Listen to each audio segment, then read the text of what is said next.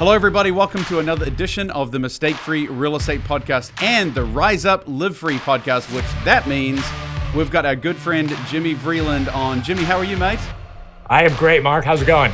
I'm awesome. You know, I'm noticing on the bottom of your little Zoom feed there, for those that are watching this on YouTube, you've got a lowercase v. Is that, are you empathizing with my lowercase de in my name now? You're doing the lowercase Jimmy Vreeland?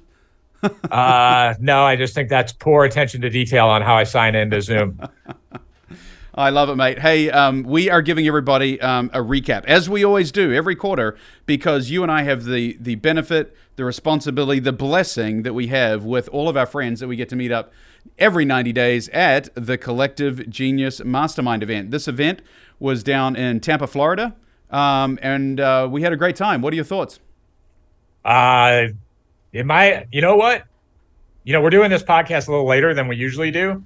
It might have been for me personally, it might have been my best meeting ever. Dude, we continue to say that every time, don't we? It's absolutely amazing. The leadership team is continuing to raise the game and really elevate in all capacities. One of the cool things that we've pivoted from is we're doing a track system now where it's getting a lot more presentation. So it's kind of like choose your own adventure. You can actually go into one of 3 rooms and listen to 3 different presentations. And we do that in 2 tracks. So there's a total of 18 presentations from some of the highest performing real estate guys in the business. And we're going to talk through some of those today. But first of all, on the main stage on day 1, Jimmy, we had Cole Taylor come in. And I know you know Cole, and certainly see eye to eye with the healthy body, healthy mind. Cole Taylor is a personal trainer, and is certainly preaching to the choir with you, Jimmy. What is your take on the idea of healthy body, healthy mind? To give people an idea of what Cole's takeaways were and what your early morning routine is every day. So I actually hired Cole as a coach too after that meeting. I love it. I went to CG this year shopping. I don't. Part of me is like I got in real estate to solve my working out problem. Because like when I was in corporate, my job would interrupt my workouts and I didn't like that. So that is the advantage of being a business owner, pick your own hours. But that being said, I bet you I still get up as early as I did in the Army. And like, I think it's I think the human mind has to experience movement. Do you want to hear a fun medical fact? Yes. Mark? What is the one thing people have found to stave off dementia? Exercise? Lifting heavy weights. Really? Like the theory is that getting that much oxygen in your brain daily isn't like just nice. It's a requirement. Wow. So those that have been lifting heavy weights, through most of their life very rarely fall into a state of dementia. Is that what you're saying? Yes. Now that's secondhand knowledge. I haven't read the white paper. I heard it from Jordan Peterson. But and then quite frankly, like that's when I get all my reading done.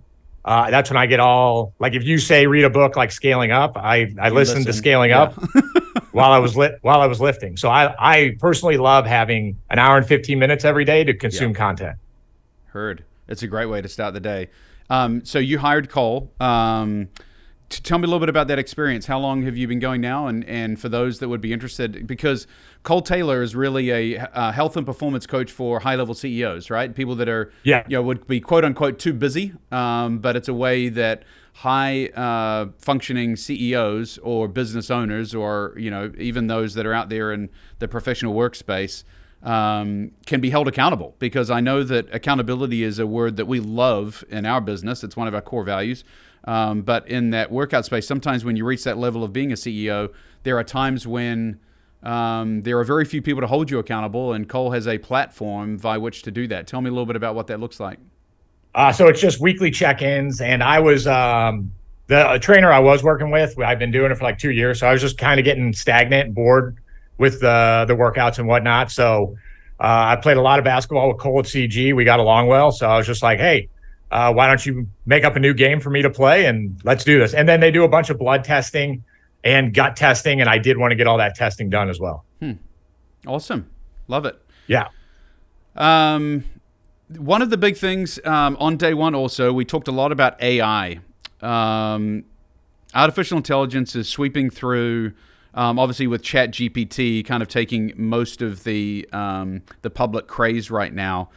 But it is certainly impacting real estate in some form or fashion, and I think it's probably more in the background now than the foreground. However, Rob Swanson and Glenn Schwarm got up and spoke at, both of them spoke on this topic.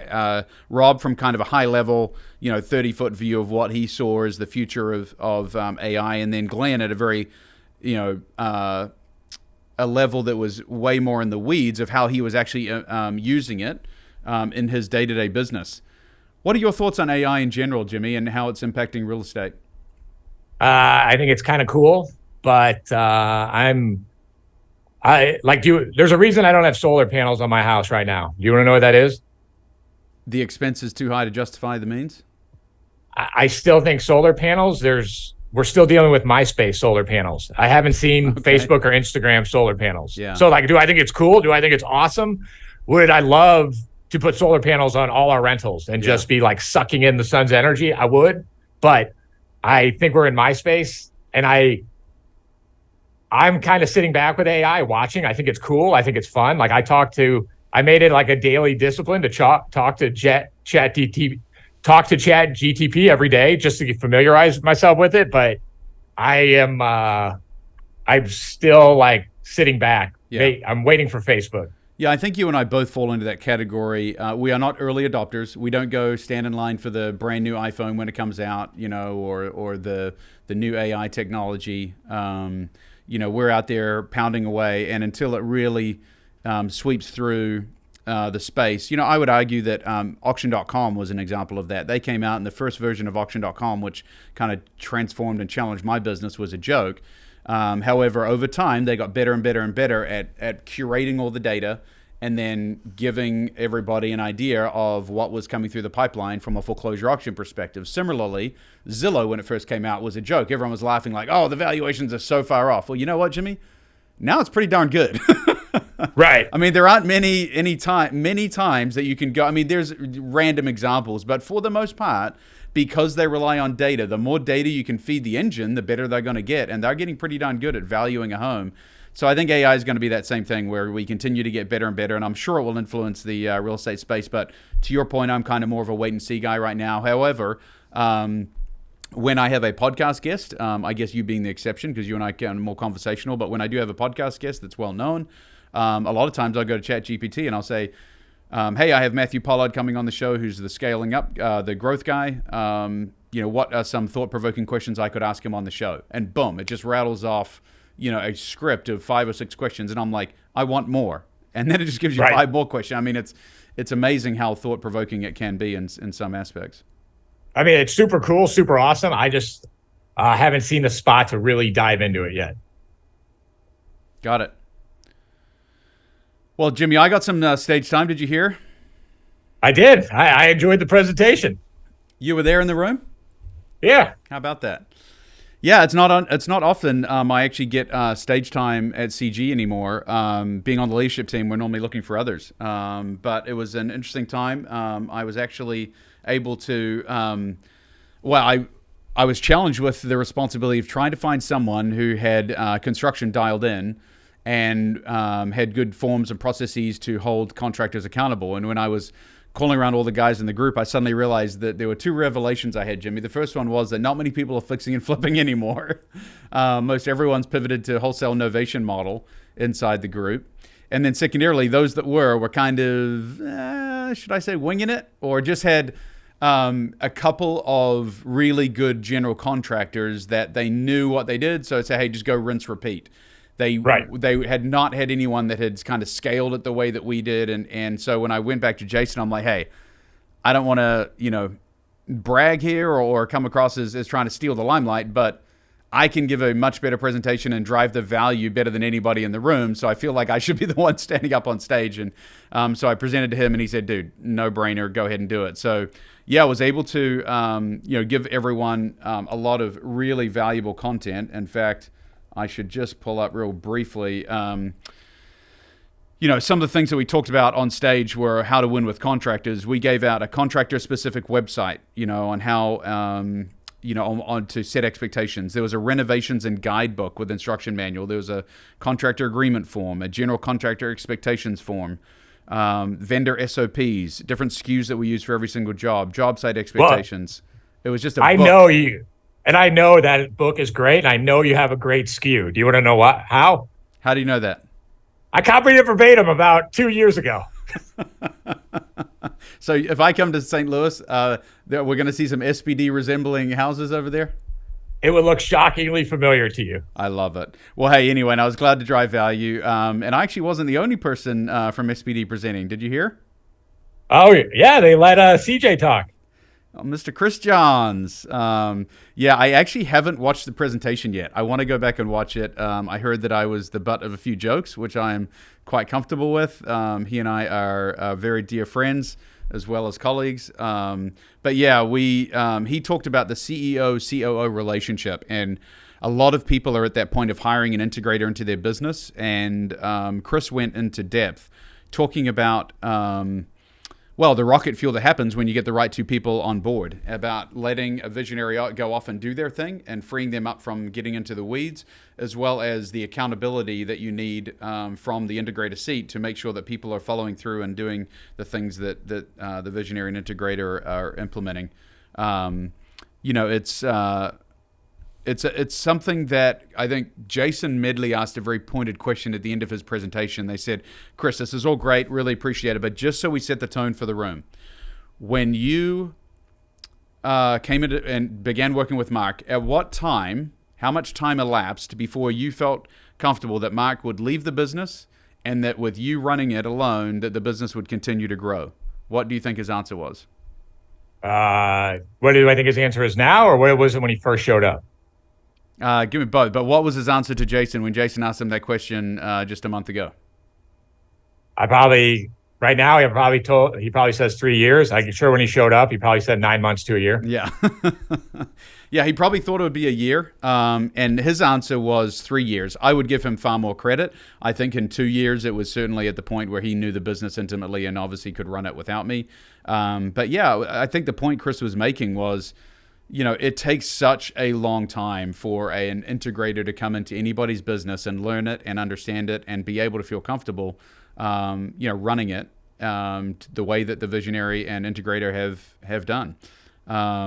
And so for those that are hiring someone to come in and help either as a business manager, a COO, an integrator, whatever you want to call it, director of operations is a common title, just have set clear expectations and realize that it takes time to fulfill that role and have them running at a really high speed. Jimmy, talk a little bit about the person that sits in that seat for your organization.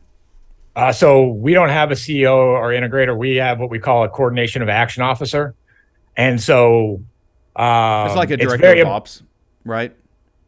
Yeah, but I mean, this could be a podcast on itself, but I have major issues with rocket fuel and traction. I love EOS, but the whole integrator visionary relationship, I think they make it way too simple. Yeah. I think they also sell it as, hey, all the stuff you don't like doing in your business? Congratulations. You can hire one person who will do all of that and then keep everyone accountable. And it's like entrepreneur. So I when I present on this, I always have a slide up of the Roadrunner. And I'm just like, I'm sure Gino Wickman didn't mean this, but I know when I read it the first time, I was like, oh, you're hired. Poof, I'm gone. And so I think there's a major myth inside the business owner space that, yes, I do think over a long period of time, these relationships are phenomenal, but you have to have very clear expectations. You have to have several reps, and you have to, that's why I prefer to go with coordination of action officer, because everything people ask integrators to do to then hold other human beings accountable is, I think, too much. And so my 5 direct reports, I still maintain accountability. I'm rambling a little bit here, but no, that's fine. So let me delve in a little deeper. I do agree with you. It is not as simple as just hiring someone and walking away. There's absolutely no doubt. And I think that's the point that Chris was trying to drive home in that presentation, actually, was this is not just hire a director of operations and walk away. It is very much walking in tandem, and there are pitfalls that you mentioned. The strategic guy that you have sitting in this role, the accountability guy, what did you call it again? Coordination of action officer. Coordination of action. I mean, does he oversee?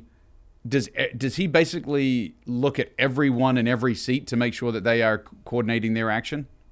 Yeah. So his, information inside a business, I would argue, is the blood of the business. Yep. And so he's setting up systems and processes so that if there's something going on in acquisitions, construction knows about it. But the desired end state is that from acquisitions through construction, through property management, through investor onboarding, it's a smooth curtail process. And he's going in and, it's a beautiful role. Like acquisitionist is like, hey, right now this our dispo process is a little funky. Can we meet for 45 minutes and work on this process?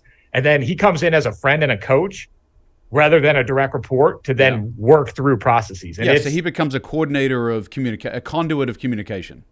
Yes.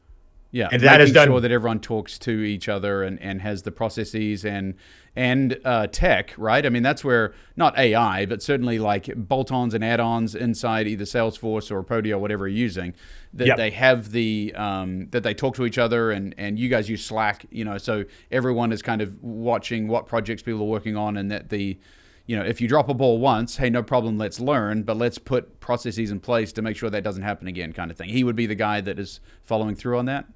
Yeah, and then the error I see people making is they make the integrator do that, who is also then holding team members accountable to their rocks and their goals. And I just think it's way too much for one human being. Fair. And since I've been 18, I've always had 5 direct reports. I love it. I don't see me ever getting away from it. So that's a unique thing about my business, is like the Army background is like, I'll probably retain that for a long, long time. Yeah. Well, more than most. I mean, one of the strengths of your business is you are extremely hands-on in the day-to-day ops, right? On new stuff, yeah. And so, you want to get into kind of golden rule of leadership? I was just going to pivot you there, actually. I know you've delved into that with Larry Yatch, right? Is that kind of where you... Yeah. Talk to me about the golden rule of leadership. So like, with me, when I dive into something, I dive in. So I was a believer in integrator visionary, right? And I'd be so frustrated and then you read who, not how. And I'd be like, why isn't this working for me when I'm hiring a new person? It's like, hey, I give you 30 days of training. I'm off to go do something else in the business. Why isn't this working? And me, it's like, I hate being micromanaged. I would never want to be micromanaged. And so I was thinking of the golden rule of Christianity to lead others like you want to be led, right? Treat others like you want to be treated. So I inferred that meant lead others like you want to be led, right? Yep. And so like at West Point, I hated being micromanaged. I could not stand it. So I would feel bad, like I'm doing ill to someone if I micromanage them. That makes sense, right? It does. There's logic there, but what I'm hearing from you is that's not the case.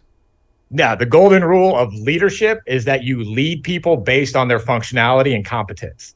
So, now that I'm 43 and understand why at West Point, when I was an 18-year-old turd, why I had to be micromanaged. I wasn't a highly competent soldier. So I needed direct control over me. And like, sure, it graded on me, but it did train me so that once I did get to the Rangers and was high functioning, I didn't need direct control.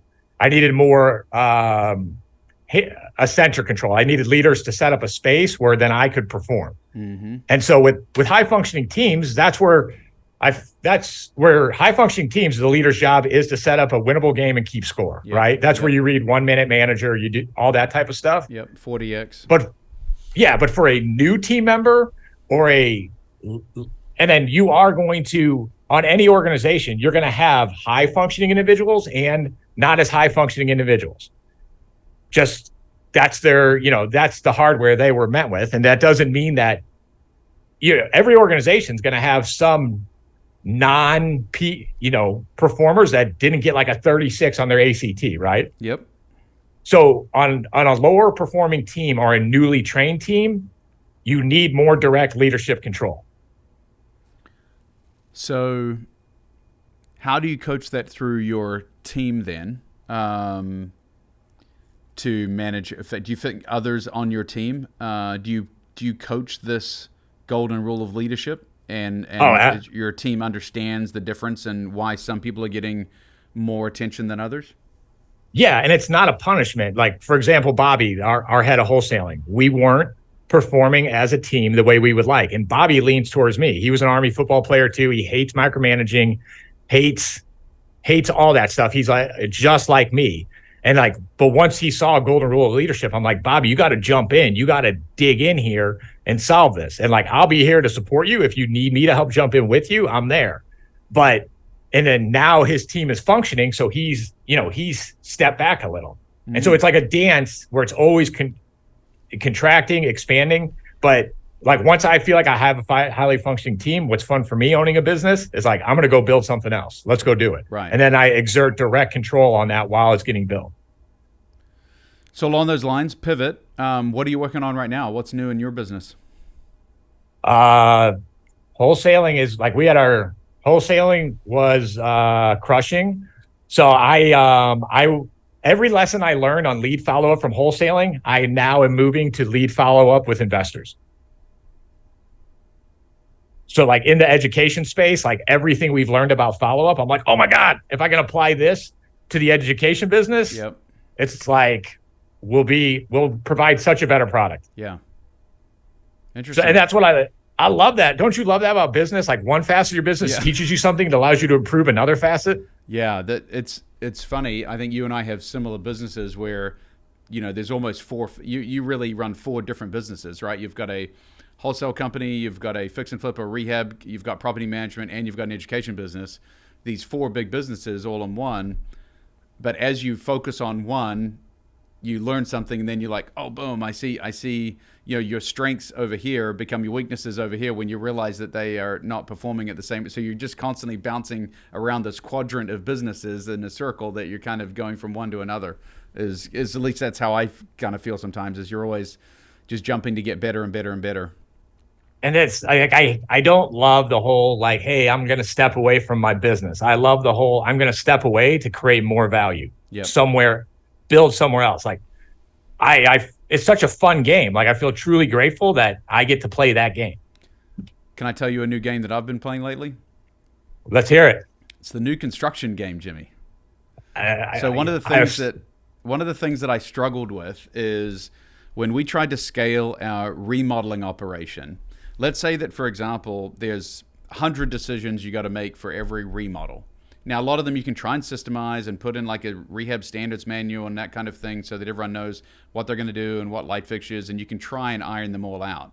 However, every house is different. Every house has a different layout, a different floor plan, different materials that the builder used. So when you're rehabbing, you truly have to go back in with 100 different decisions. So if you're remodeling 200 homes, suddenly you've got 20,000 decisions on these assets for the one calendar year, and it's just mind-numbing and very challenging to scale.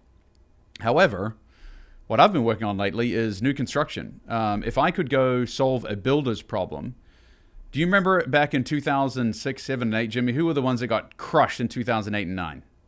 Builders. New home construction builders. They got crushed. And we've just had a 14-year bull run, so who do you think's a little bit nervous right now about what's coming down the pipeline? Well, I mean, last Christmas, I remember new builders were like getting destroyed. That was my main takeaway from CG is new builders are getting hammered. Yes. So they pivoted through because, again, inventory's tight and new construction's still going strong. There's a lack of inventory. However, that won't last forever.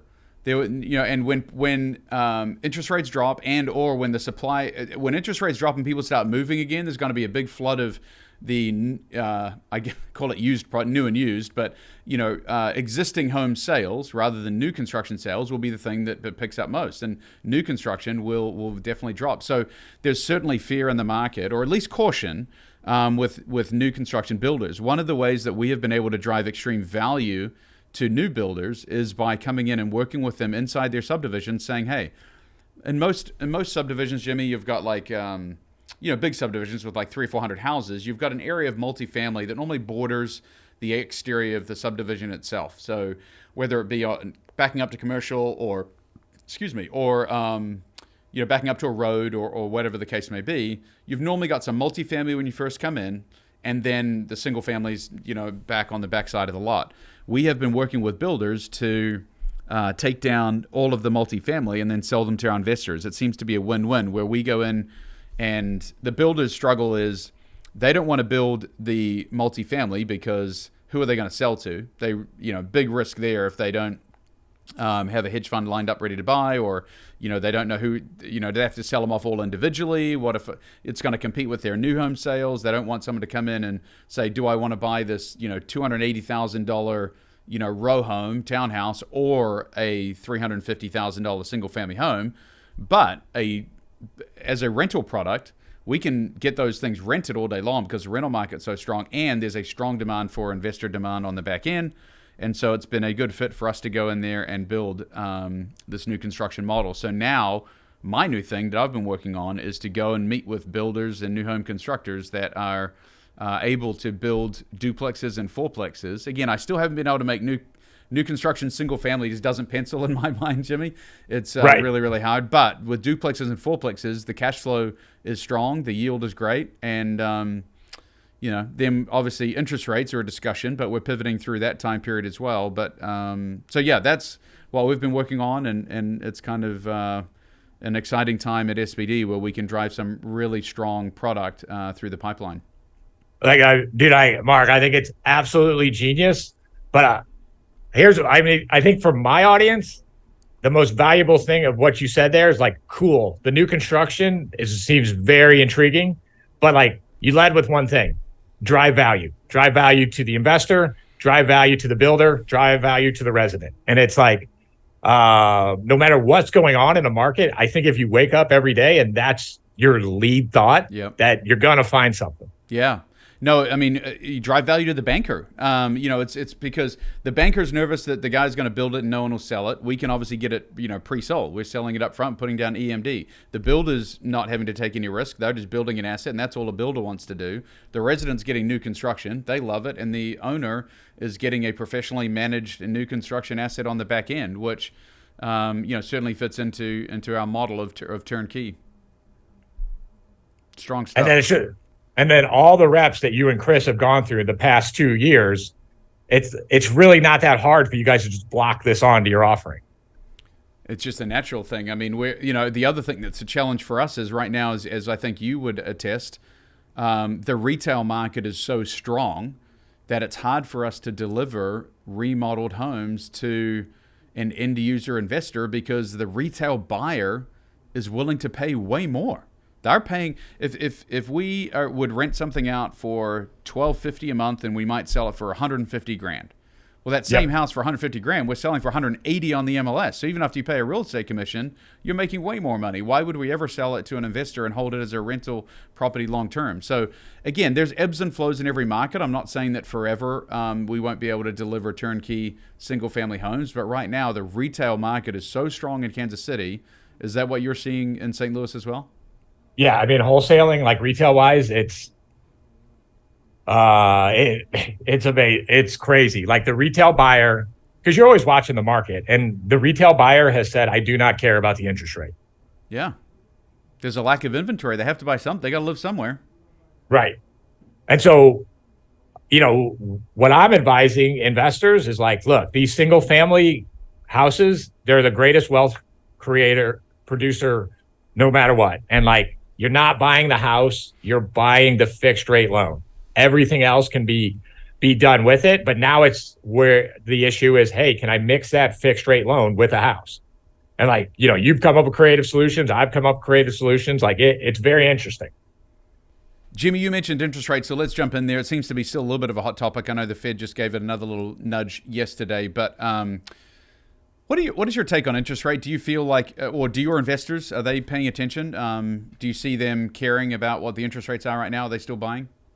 Yeah, they're still, our buyers list is still, we have pretty substantial waiting list, but the buyers who understand the power of the four pillars, they don't care.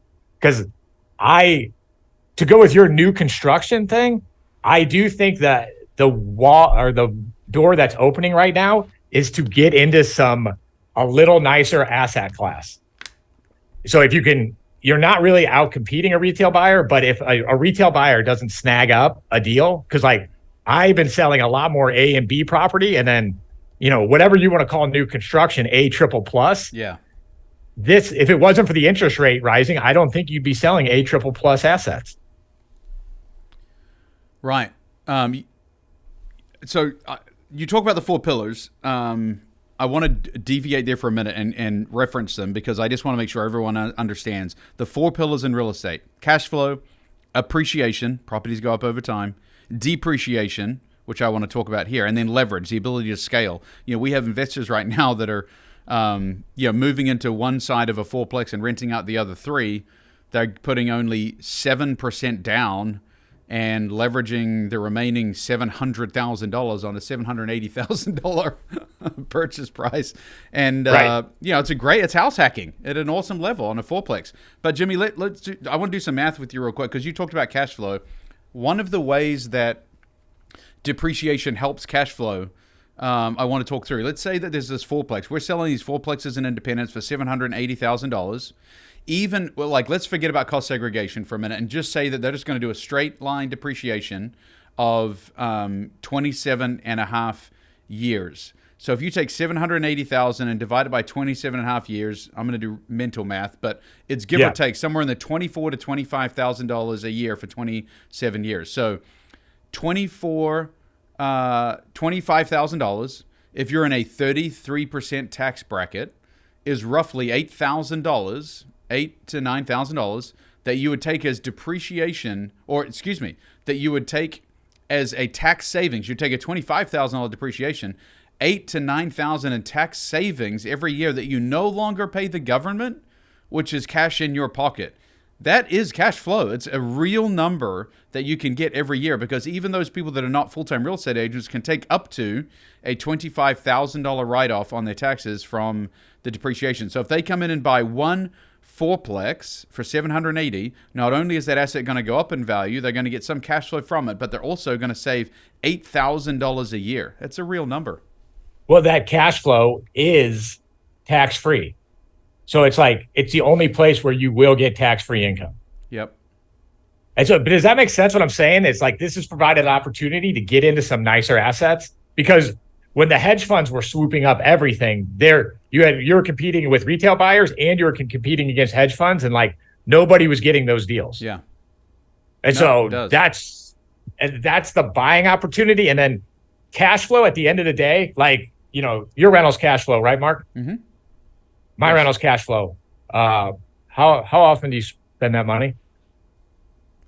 Only when it accumulates in the account, so I can go buy another asset. It just sits in an account, and it keeps growing. Yeah. So the point, everybody has their mind wrapped around this axle of cash flow, and it's cash flow now. And it got really clear to me for whatever reason the last week. You want to hear the story of an education call I was on? Yeah. So it was a new student, and she was saying, "Hey, Jimmy, every deal I see, I'm putting in the pro forma. It doesn't pencil. My game plan says I need 15 assets kicking off $300 a month in cash. And then it's a cash flow tactics term at our strike number where your passive income equals your expenses." Yep. And I was like, well, what year does it say that's going to happen? And she's like, oh, according to the game plan, year 9. I'm like, okay, so you need 15 assets at $300 a month cash flow. And right now your pro forma says, hey, they're about 150. And I'm like, does this year's cash flow really matter? And she's like, no.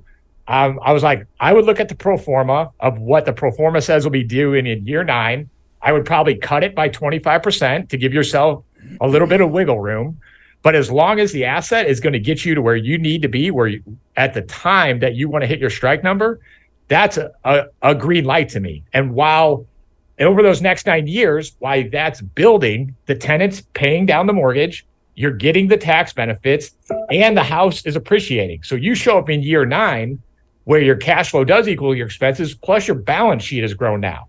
And I'm just like, there's no other asset on earth that gives you those things. So like we've been saying for a year and a half now, when's a good time to buy? All the time. Yeah. Because of those 4 pillars. And I've been doing this for a long time, and it just got clear to me last week on this. So I understand why it may not be clear to people. No, I think we just have to keep preaching that message because real estate is just the safest vehicle. There's a reason they say, it's as safe as houses, is a colloquialism we used to use back in New Zealand. But no, it's so many benefits to investing in real estate over the stock market. It's a no-brainer. Hey, lastly, Matt, I want to reference our keynote speaker from the last event. I actually had him on a podcast recently. So for those that want to go back and reference Matthew Pollard, the growth guy, he came in and made a big impression. In fact, you said you were going there and spending some money. Did you strike a check for Mr. Pollard? Have you employed his services, Jimmy? Yeah, I hired Matt as a coach too. That's awesome. Yeah, smart guy. So if you want to, give us a little bit about what his message was and how that resonated with you. Why did you decide to utilize his services? So I'm a big, Joseph Campbell, Jordan Peterson, hero's journey guy. Like, I think everyone sees the world through a story. Like, I've become so persuaded of this. Like, when I'm having an argument with someone, like even my wife, I will tell her, I used to be like, Susie, this is what you're doing. And yeah. Right. And then it would be an argument on, hey, is that what she's doing? And now I simply say, or anybody I'm having a conflict with, I'm like, hey, here's my story. Like, it could be true or not true, but that's a much easier way to disrupt a conflict, to say, hey, this is where your story is true or false. But it comes down to, you see the world through a story. And you're a longtime sales guy. Like, you hate selling features and benefits, right? Sure. But like, what sells all the time is a story. Yep. And so I love speaking in stories. I love hearing stories. I love watching stories. And then Matthew Pollard's this beautiful mix of like hustling sales guy and process. His book's Introvert's Edge. And the myth is that only extroverts who hustle can sell, right? Yeah.